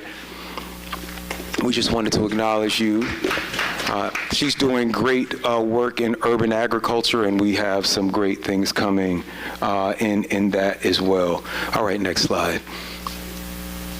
Of course, we have Mayor Mondays every Monday. You can call our office at 809-7710, go to khalidcares.com/contact, or just walk in. We take walk-ins as well. Every Monday that I'm in town, I will be in that office, and anyone can come and get 20 minutes with the mayor. Next, you can find all of this information always on our city website, cityofsouthfultonga.gov. Next, or by texting Fulton to 33777.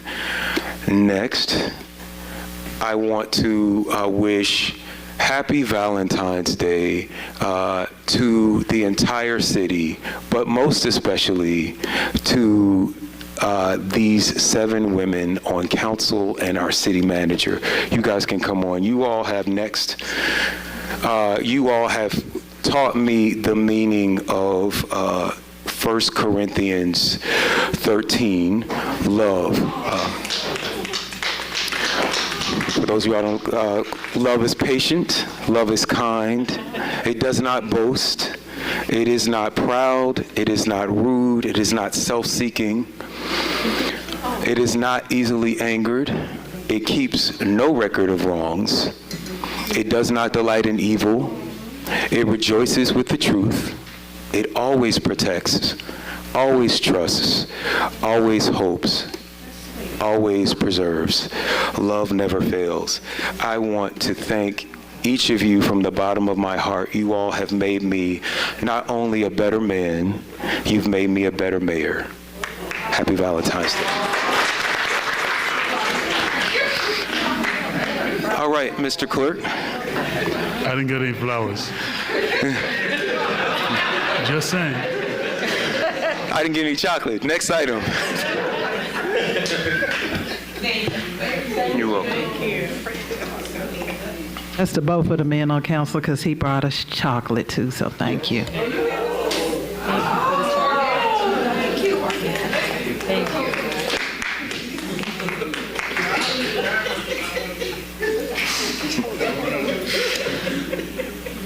All right, Mr. Clerk, you can sound the next item. That brings us to Roman numeral 8, adoption of the council agenda. Mr. Mayor and council members, just wanted to bring to your attention that the city manager is pulling item number 12, removing it from the agenda. That's the use of eminent domain to acquire real property interests necessary to complete the Enon Road over Camp Creek tributary. That is being removed from the agenda.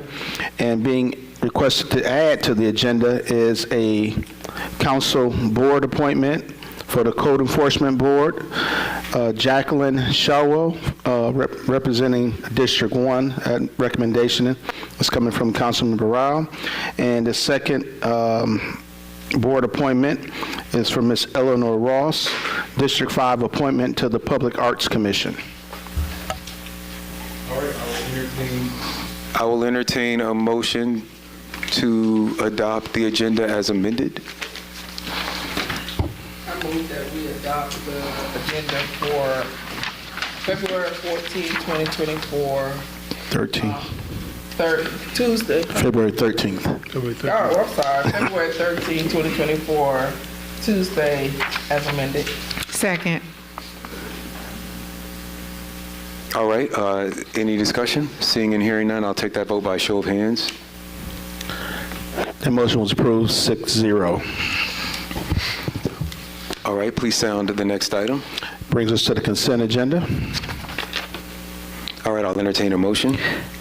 I move to approve the items on the consent agenda. Second. All right, any discussion? Seeing and hearing none, I'll entertain that vote by show of hands. That motion was approved 6-0. All right, please sound the next item. That brings us to agenda items. The first one on the procurement and contracts. Item 6, the Information Technology Department is requesting council approval to modify the City of South Fulton contract number 23116P, State of Georgia contract 99999, SPD 000172-003 with Allscan Incorporated for cameras, card access, and intrusion alarms for a total not to exceed amount of $4.3 million, and approve the options to renew the contract until completion of the contract. The city contract with Allscan Incorporated expires November 24th. The contract has 4 one-year optional renewals remaining. All right, I'll entertain a motion. I move to approve the Information Technology Department contract number 2311-6P with the state of Georgia with Allscan for amount not to exceed $4.3 million. Second. Is that it? I can go ahead. Also approve GMC Savannah 3500 extended tactical van for International Armed Group for amount not to exceed $140,000. And for the approval of the police department's request to finance the purchase of 29 Ford Interceptor SUVs from Ford Credit for a 48-month term. Second. All right, is there any discussion? All right, seeing and hearing none, Mr. Clerk, I'll take that vote by show of hands. That motion was approved 6-0. All right, please sound the next item. That brings us to item 9. The Fire Department is requesting City Council approval to piggyback the DeKalb County Contract 1315134, City of South Fulton Contract number 24-05P, uniforms for fire rescue services for an annual amount of $200,000. All right, I'll entertain a motion. I move that we approve the measure. I'm sorry.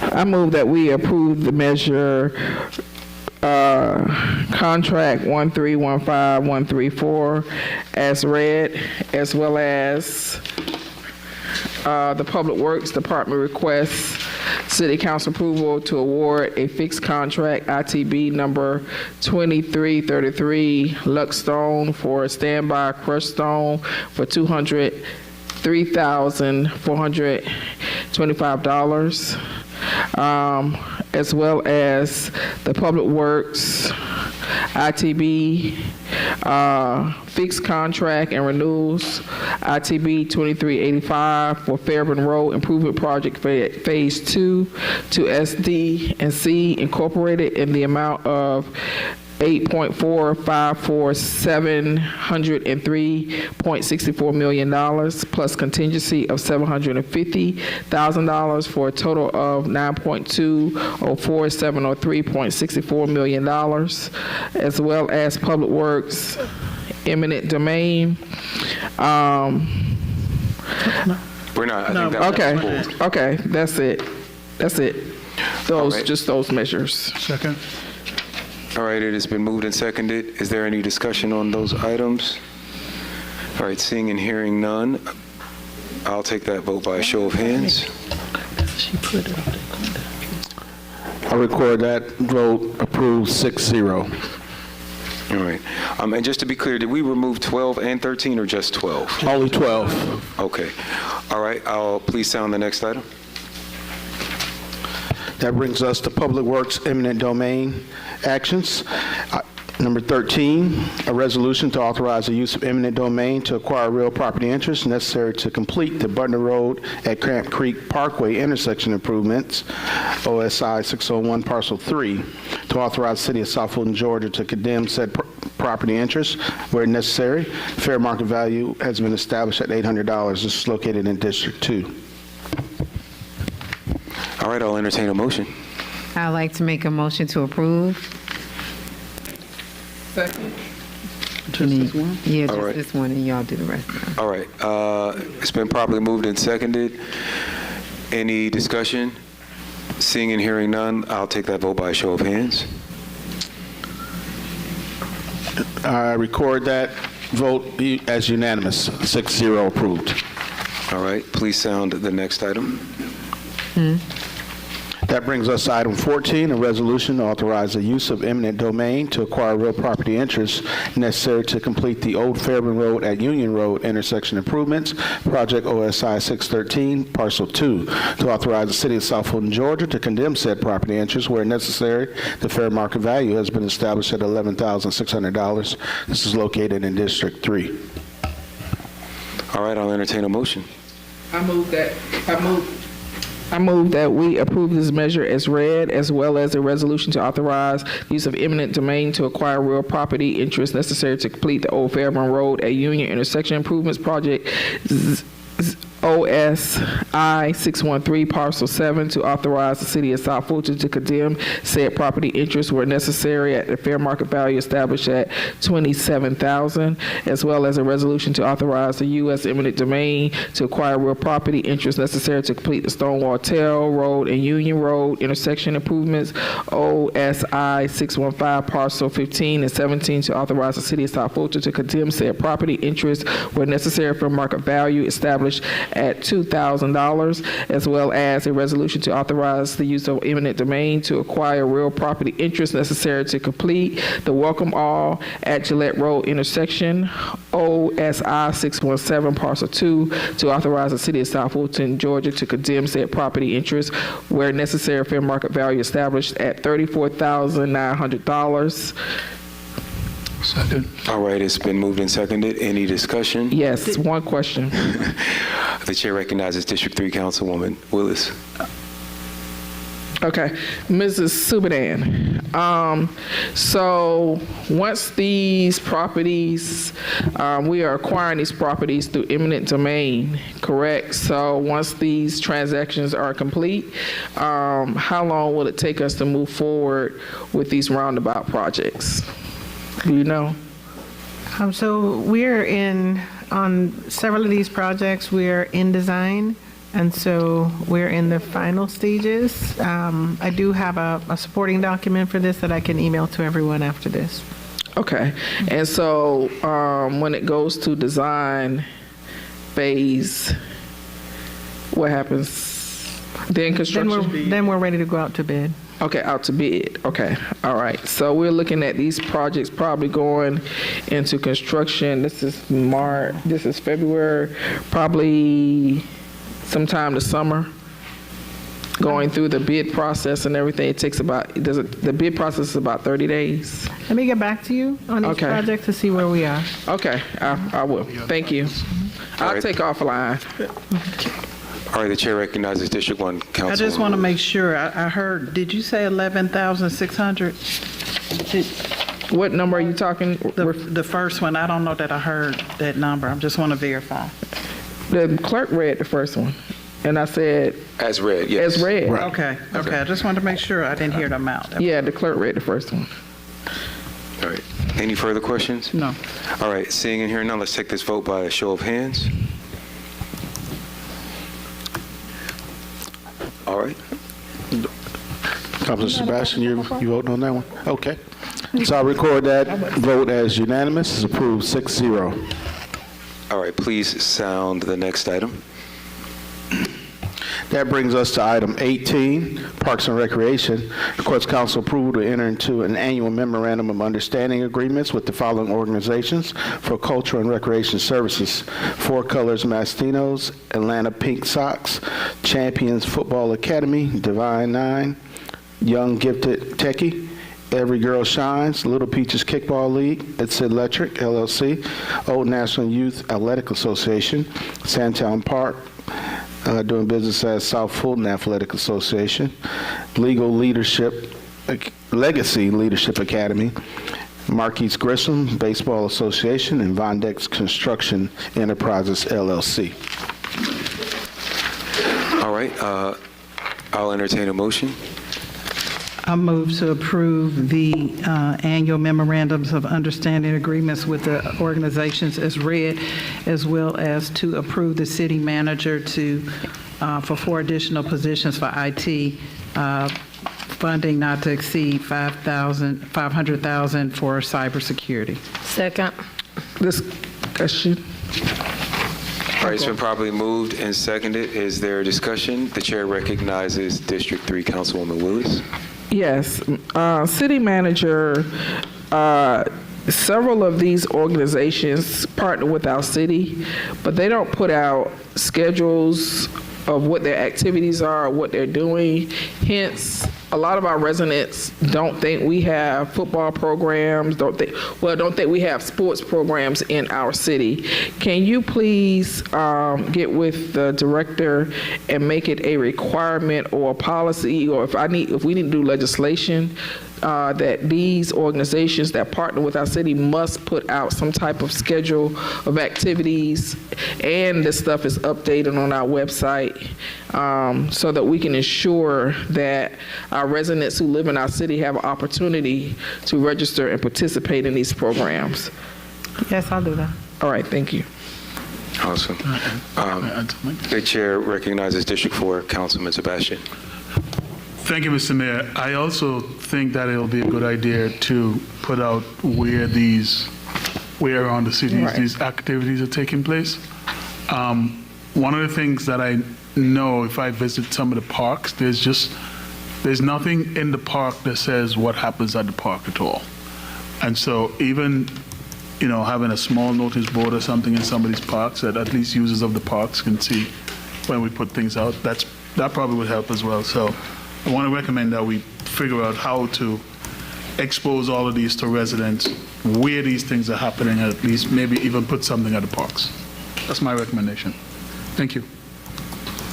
All right.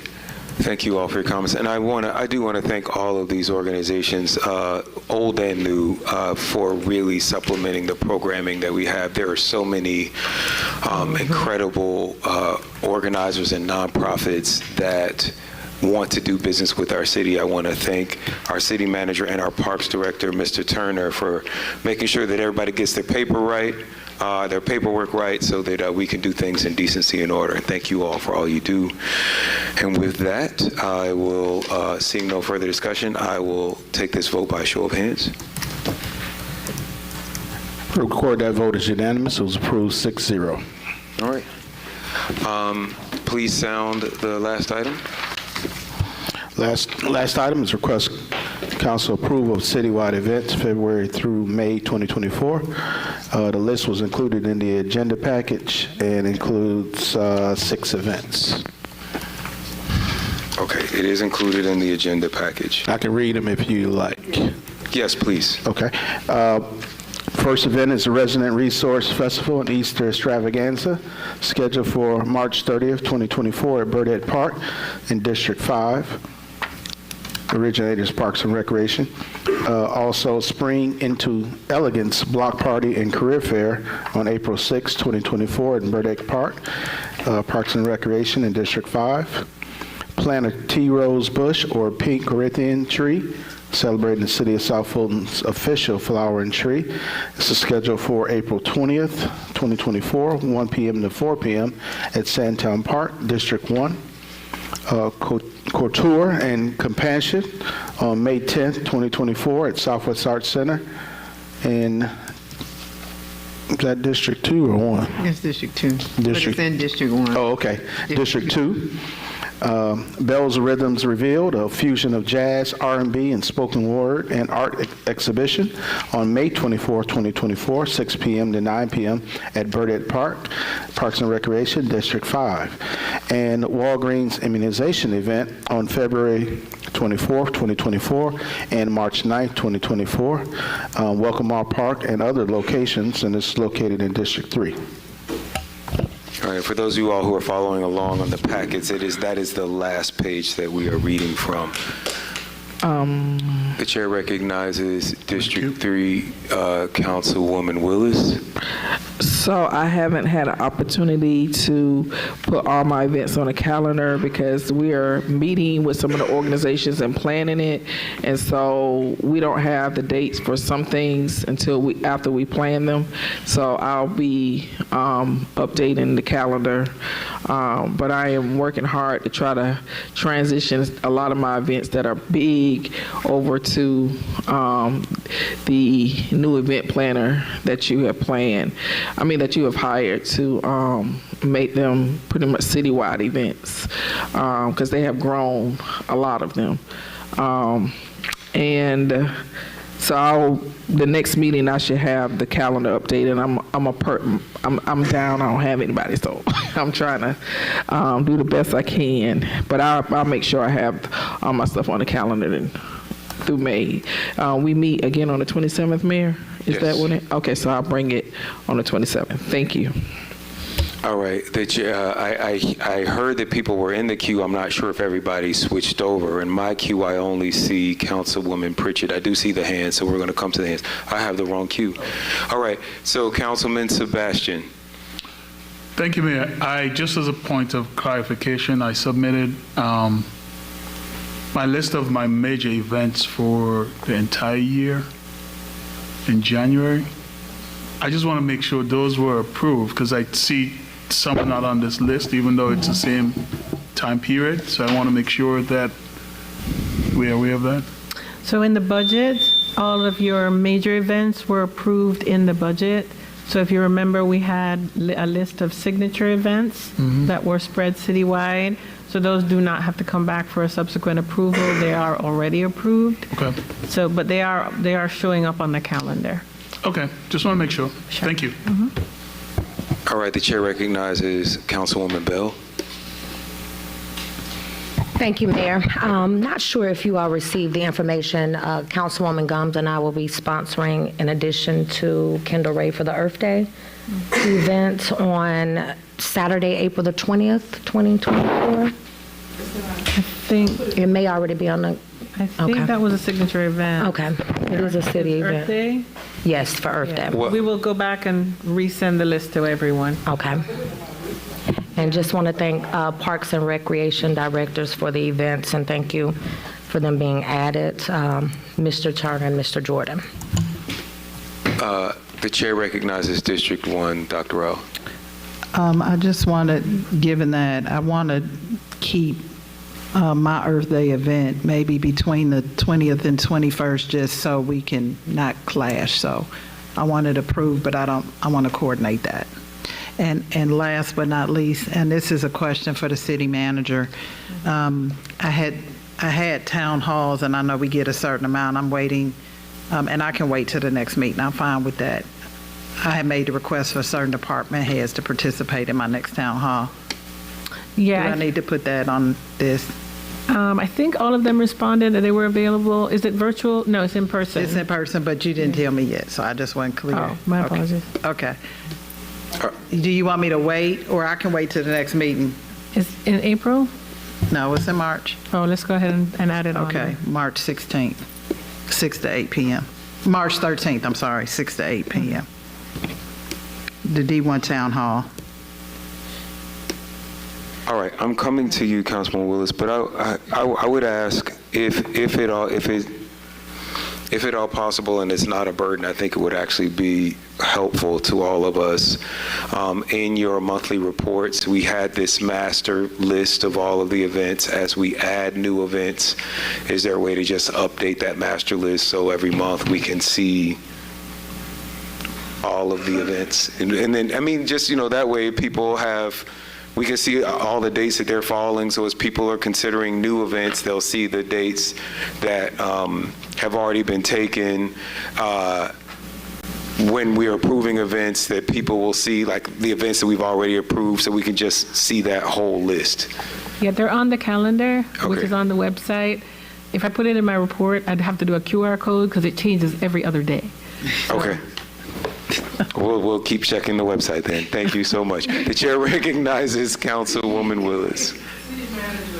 City Manager, can you please, I would like to bring back that legislation to repeal, getting approval for all of this stuff, because it's really not working like it should. So if you can offer suggestions on what you think it should see, I know Councilmember Pritchard and I would like to work on that legislation. So if you could offer some suggestions on what you think it should see, or if you need us to repeal it, period.